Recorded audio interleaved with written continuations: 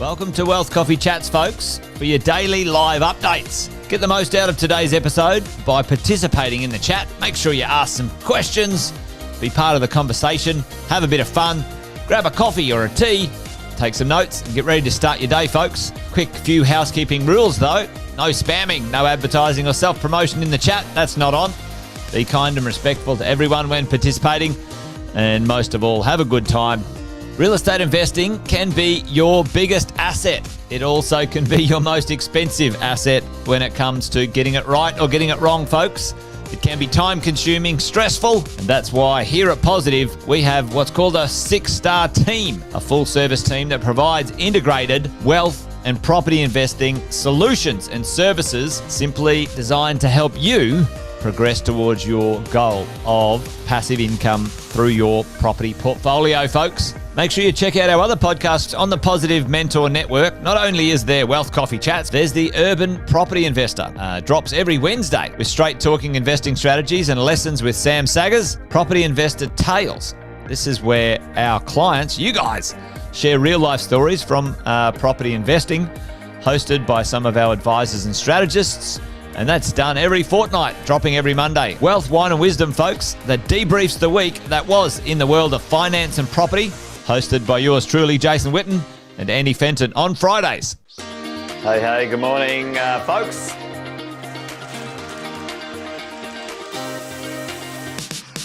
Good morning, everybody. Welcome to another Wealth Coffee Chat. Hope you're well, folks, wherever you are. There it is, team. Morning. Morning, wherever you're tuning in from today. Early bird gets the worm, they say. Here at Positive, we offer a 6-star team. It's a team that help you at every stage of your wealth creation journey.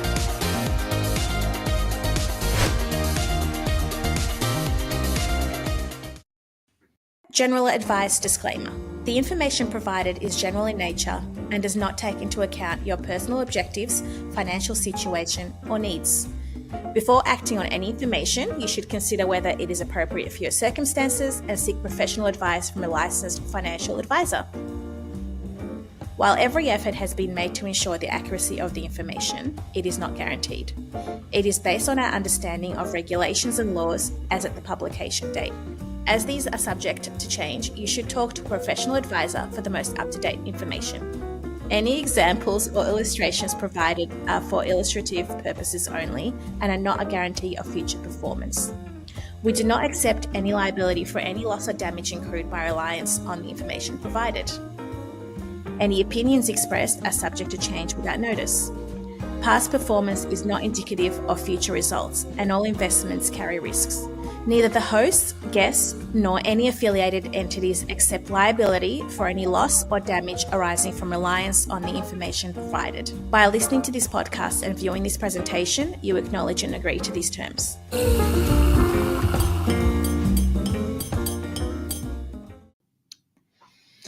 Good morning, everyone. I hope everyone is having a good start today, Thursday, and it's been a great week so far. If you haven't been on any of the podcasts before and you're new, my name is Alex. I'm part of the financial planning team and part of the 6-star team as well. So welcome, and let's dive into today's episode. So what I want to share with you today is really, some of my conversations at a high level that I have with clients that come to me seeking to purchase a property, right? So, typical question that I get asked, or why a client comes to us to seek advice, is really goes down the line of, hey, buying a property, want to acquire 5, 6, 7, 10 properties. How do I do it, right? So, where do I begin? Number one, it's all about who's your accountant, right? Let's get the accountant into the conversation and make sure that everyone is across what you are about to embark on. And the second question that we speak about is really all about structuring, right? So that's, I guess, the theme for today's episode, which is structuring your property purchase. Okay, so let's start, at a high level, super simple, right? What are your options? right? That's why you come in. You want to know your options. You want to know what the consequences are, and then make a decision from there. So step one, you could be a single person or a couple. Naturally you would go out there and you buy it in your personal name. Great. What are the consequences of that? Let's just break it down real quick. You've got, let's just say that involves perhaps some negative gearing. So that's great for tax purposes. Income is coming in directly to you, so you pay tax on that. Again, if it's negatively geared, then perhaps you don't pay tax really on the income component. So you go along your journey, you get to a point where all of a sudden the bank says, hey, you're no longer able to buy any more properties. You might be up to your third or fourth property, and all of a sudden they start giving you less and less in terms of loans that you can obtain. So ultimately, you kind of get stuck. You're like, all right, well, that's it. My journey is over, right? So this is where we kind of give you alternative options. So if we go down the path and look at, all right, what else can we have? How else can we purchase a property? We've got other options like, for example, a bucket company, right? Which is an entity that you could utilize, which will then hold your investments. You've got things like family trusts, and super. You could potentially use your super as well for these purposes. So our role as the advisors within the mix of accountants, brokers, etc., is to make sure that it works for you from a long-term perspective, right? So all of these structures, so yourself, company, trust, self-managed super fund, or super, right? They all have their pros and cons. So you want to make sure that you're 100% across that and you know exactly what you're playing with it. You remember a few episodes ago I said, you want to have choice and you want to play within the rules that you are given, and you want to make sure that you know those rules before you embark on anything. So what are the advantages, of going and looking at an alternative structure? Well, the advantage is that all of a sudden you're creating another entity that is no longer linked to you from a serviceability perspective, right? So whilst you might be as a group in terms of yourself and the partner, or if it's just you, unable to service any more debt, then a company or a family trust structure will potentially give you an option to acquire more assets with a different set of rules that apply on how to maintain that property from a debt repayment perspective. There's also other advantages there too, right? So, for example, once we establish what sort of structure we use, we then go through and talk about the cash flow, right? Because ultimately, when you have the investments in your personal name, all the income is coming directly to you, right? So you cannot redirect that. Whereas the other structures allow you to apply a method where you can redirect who receives the income, right? So that's typically done through a family trust. So family trust has a discretion. So let's just say you bought something within the family trust. Let's just say property, just staying on the theme, and that delivers income. All of a sudden, you've got the discretion as to who is going to receive that income within your immediate family. And what's the advantage of that? Well, if, for example, I'm earning 100,000 and my partner is earning 50,000, well, all of a sudden, we've got a difference in tax breaks, right? So I don't want to receive any more income because I know I'll be paying tax at 30+%. Whereas if I pass that on to my partner, then my partner will be paying less tax, right? So all of a sudden, there's a bit of an advantage there, right? So I'm now manipulating what I'm doing, how I'm doing it, and I am getting benefit out of that. As opposed to, again, keep it in my name, 50-50, right? So I'll get 50% of income, my partner gets 50% of income, but our tax is completely different. So we've got good morning, Sonia. How are you? Good to see you. Donna Rose, good morning. How are you? And yes, good morning, Sonia. It looks like you guys know each other, which is awesome. So let's just say, for example, you're a high income earner, right? So all of a sudden you're at a top marginal tax rate, and realistically, any income that you receive now from any of the investments, you're paying tax at 47% tax rate, right? So perhaps, family trust might not be an option, because remember, we spoke about it maybe several episodes back now. What's the purpose of a family trust? It's a flow-through structure, so it has to pay out income. So if yourself and your partner are both high income earners, then perhaps it might not be the right entity to receive that end income. So we go down the scale, right? So what's the next thing that's available to us that I mentioned earlier? And that's a company, right? What's cool about the company is that it doesn't necessarily have to pay out any of its earnings, right? So it can retain earnings within itself. And what's the tax rate within the company? The answer is 30%, right? So all of a sudden, you're going from 47% in your personal name down to 30. Again, right? We're playing within the rules, and we're identifying how can we get the best outcome on your position, right? So we've established that as a high income earner, I'm no longer interested in receiving any more income personally. So now I need to look at entities.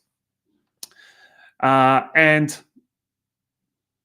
if I'm not receiving any income, so what am I doing? Well, maybe I'm preserving that, I'm building that out within the company, and down the track, right? So we've got a phenomenon called franking credits that get built up within the company. We'll touch on that in the future because it's a big topic. But ultimately, you could use that in the future to pay yourself a tax-effective income that you could then, I guess, one of the previous episodes where we discussed what can you do to retire or, have the flexibility to finish work earlier before reaching the age where you can access your super. Well, that could be one of the mechanisms there, right? That could be a mechanism where you've got a structure that is being built out way in advance, right? So we're talking about years prior. So you're working in the past to give yourself the present and the future, right? So that will then bridge the gap in your income. So, okay, we've got, hey, good morning, Tim. Thank you for jumping on. Good to see you. And then the last structure that we've got is super, right? So again, super tax effective. We all know 15% tax within that. But, like I said, there's always pros and cons. You got to look at the trade-offs. So what are the trade-offs? Personally, right? We've got access to the asset. We can look at it, like we can go and we can sell it. We can access the money. Income is coming straight to us. Amazing. Company, right? Seems to be, we don't necessarily own it because it's owned by another entity. Family trust. Great. That's probably the closest that you're going to get in terms of having an asset that you can feel like it's partly yours. Self-managed super fund, again, separate entity. The trade-off of a self-managed super fund and having an asset in it is that you have to meet conditions of release, right? And those conditions of release really, you got to be age 60 plus to start looking at accessing anything. So if you're someone who's just starting to accumulate your investments, say in your early 30s, then the question must be, well, hold on, can I hold this investment for the next 30 years, essentially, right? 25 to 30 years within that entity without having any access? Because ultimately, most of the benefits typically tend to stay within the structures as well. So, things like negative gearing within the company, that stays within the company. It doesn't flow through to yourself. Family trust, similar thing, right? Personally, you've got access to everything, but then obviously you don't have any tax advantages there. So Coming back to my conversations with clients, there's no one size fit all type of response, right? Because it obviously depends on your circumstances, where you sit on the tax ladder, right? So if you're sitting quite high up, then realistically, we're gonna have a conversation about structures. But if it's only your first or second property, then maybe it still makes sense for you to have that in your personal name, and perhaps utilize some of the negative gearing to help you reduce your personal tax. So there's pros and cons again, right? Because down the track in the future, if you sell that property, or when you sell that property, the capital gain tax may also be an issue. So you got to look at the full picture, not just when you purchase it, but also when you sell it, and have an exit strategy all the time. Similarly to, I just spoke recently to a couple who were sort of like early to mid 50s, and they were just jumping on the property ladder, and they wanted to know, should they buy it in their personal name or somewhere else, or just because they heard about it somewhere else.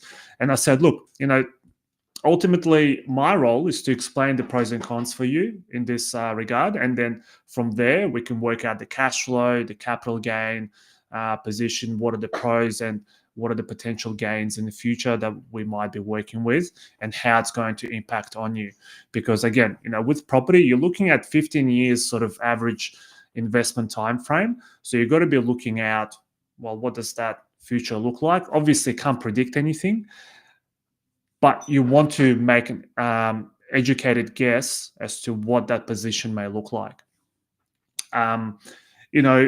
Capital gains tax, I've mentioned a couple of times now. So you got to understand what are the rules around those, right? So if we go through the structures that I just mentioned, personally, 50% tax discount after 12 months. And this will apply across all of them, apart from the company, right? The company does not get capital gains tax advantages. So it basically starts at zero. So no 50% discount.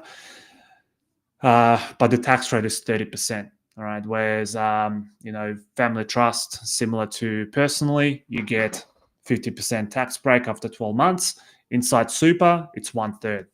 Right. So you get a discount of 1/3 after 12 months of ownership. I'm just reading a comment from Tim. So it also depends on how big portfolio you can and want to build. Everything has its pros and cons. Personal name, you will run out of serviceability, stops most investors unless they increase incomes. Yeah, that's correct, Tim. And that's, perhaps one of the, like this comment here is probably one of the most common ones that I get in my conversations, right? Serviceability, yes, definitely pros and cons around everything. But, unless you have a strategy around how or what you're looking to achieve, it's kind of like whichever way you go, you'll probably end up getting there wherever you want to be anyway. It just depends on, what do you do in that period? What sort of advantages are you taking along the way? So, yeah. Oh, absolutely. The first hurdle is really serviceability in your personal name. I always have a question. Whoever has property, like more than 4 properties in their personal name, I always ask why. What's the strategy behind that? And I guess, what's the end goal that you're looking to achieve? Because there should be no reason as to why you're not using a different structure for you to expand your portfolio and build on that in the future, whilst also taking some tax advantages. Because ultimately, right, not only are you limited by your serviceability, on the opposite end, you're also limited by how much tax advantages you can have, right? Because there's only so much tax that you pay, right? So if your expenses exceed your tax, well, what do you think happens? Well, you don't take full advantage. This is where you all of a sudden start to actually hurt yourself from what advantages you can apply. you still, it could be carried forward into the future to offset some of the income, but ultimately you want to be as efficient as possible, because what's the aim here? It's not about,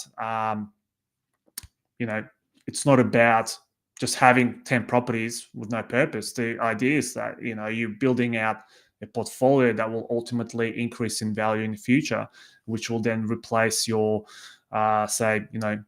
employment income and give you that flexibility to make choices. Thanks, Sonia. Great to see you. Catch you soon. Think about it this way, right? Have the right team around you, help you, guide you in terms of how do you do your investments, how you structure them, what are the income, expenses that you've got along with those properties. Because again, you remember, properties are different. Some are really high in income, maybe low in capital growth. Some are very high in capital growth, low in income. So you want to structure yourself in a way that are applied for that particular asset. So I hope this kind of gave you a bit of an idea as to what we kind of speak with our clients about, right? Because ultimately, right, it all starts with a conversation and then apply to you, right? Don't go out and sort of say, hey, all right, I'm going to get a company or family trust to help me build out my investments.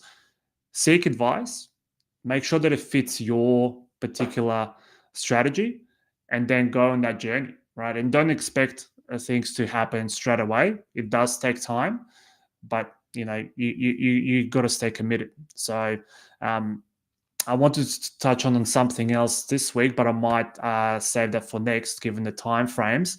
But look, I hope this sort of high level structure sort of episode gave you something to think about. Go away, have a look at what you're currently doing, and if you, for whatever reason, are doing things that may perhaps not be as efficient, reach out and we can have a chat.